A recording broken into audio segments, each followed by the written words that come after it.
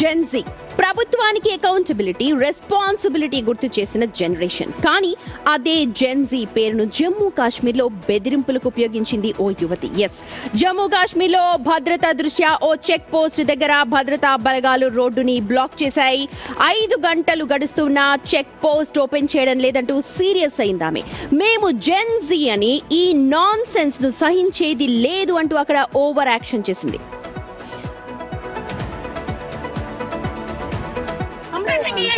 Senior को बुलाओ ना।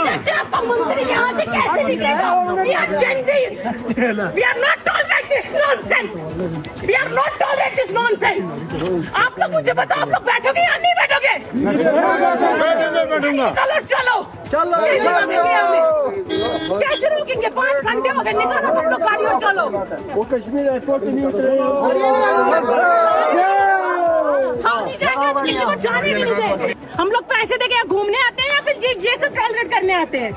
ताला लगा दिया इन्होंने, कश्मीरियों के साथ तो करते हैं, अब बाहर के टूरिस्टों के साथ भी कर रहे हैं। देखो इन्होंने किसी ताला लगा दिया, अपना नाम भी नहीं बताया और वहाँ चले गए। ये देखो यहाँ पे कोई भी जवाबदारी के लिए कोई नहीं बैठा है यहाँ पर. రైట్, ఇది ఆ యువతి ఆందోళన చేస్తోంది. మేము gen Z, we are not going to tolerate all these అంటూ.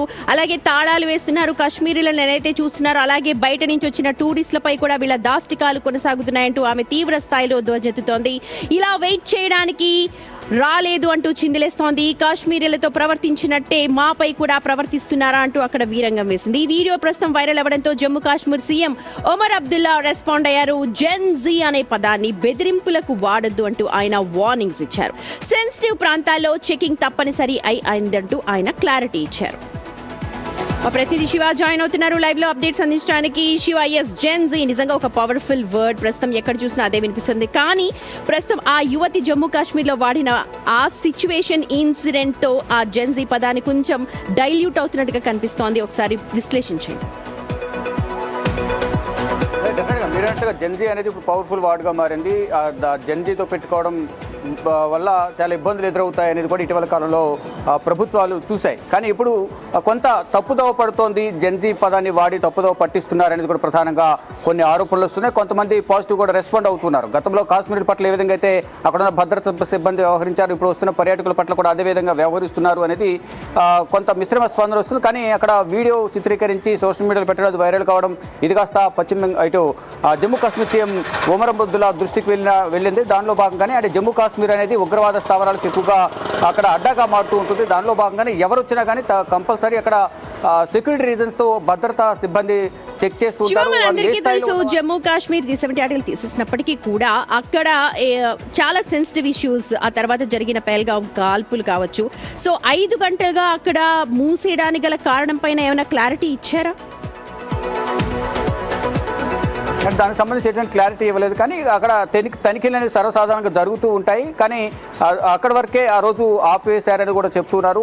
భద్రతా కారణాల దృష్ట్యా అంటే ఇప్పటికే అక్కడ కొంత కూంబింగ్ కూడా కొనసాగుతుంది. ఉగ్రవాదులు నక్కి ఉన్నారనే సమాచారంతో ఆ పరిసర ప్రాంతాల్లో మనకు ఇంటెలిజెన్స్ నుంచి కూడా సమాచారం ఉంది. దాదాపు ఎన్నో వేల మంది పాకిస్తానీ ఏజెంట్లు చొరబడ్డారు అన్న దాని అంశంలో ఏమన్నా ఇలాంటి చెకింగ్స్ జరుగుతూ ఉంటాయా? సర్వసాధారణంగా ఇటు జమ్మూ కాశ్మీర్ కానీ అనంతనాగ్ జిల్లా పుల్వామా పరిసర ప్రాంతాల్లో ఈ నాకాబందీ కానీ తనిఖీలు కానీ అటవీ ప్రాంతాల్లో కొనసాగుతూ ఉంటాయి. అంటే వారికి ఉన్న ఇంటెలిజెన్స్ నిఘా వర్గాల సమాచారం మేరకు అటవీ ప్రాంతాల్లో ఎక్కువగా ఉగ్రవాదులు నక్కి ఉన్నారనే సమాచారంతోనే అక్కడ కొంత చెక్ పోస్టులను నిర్బంధించి, అంటే వారు ఎందుకు తనిఖీలు చేస్తున్నారనేది కూడా అక్కడికి వచ్చిన టూరిస్టులకు చెప్పరు. అది ఎక్కడ లీక్ అవుతుందనే ఉద్దేశంతో ఎవరికి చెప్పకుండా కేవలం తనిఖీల పేరుతో అక్కడ ఆపేస్తూ ఉంటారు. ఎటువంటి అవాంఛనీయ సంఘటన జరగకూడదు. ఒకవేళ పర్యాటకులను అనుమతించినప్పటికీ కూడా పైకి వెళ్తే వారిని అడ్డు పెట్టుకుని ఉగ్రవాదులు ఇంకేమైనా విధ్వంసం సృష్టించే అవకాశం ఉంటుంది. కాబట్టి ఆ భద్రతా చర్యలు భాగంగా తనిఖీలు నిర్వహిస్తున్నాము. ఏ స్థాయిలో ఉన్నవారు వచ్చినా అక్కడ తనిఖీలు నిర్వహిస్తాము. జెన్జెడ్ పేరుతో అక్కడికి వచ్చే అల్లర్లు క్రియేట్ చేయొద్దు అనేది ప్రధానంగా ఒమర్ అబ్దుల్లా కూడా తెలియజేశారు. దానిలో భాగంగానే ఇటు గతంలో జరిగిన పుల్వామా కానీ ఇటీవల జరిగిన పహల్గామ్ ఇలా దాడులు అనేవి జరుగుతూనే ఉన్నాయి. దానిలో భాగంగానే అక్కడ భద్రతా కారణాల దృష్ట్యా కంపల్సరీ తనిఖీలు కొనసాగుతాయి.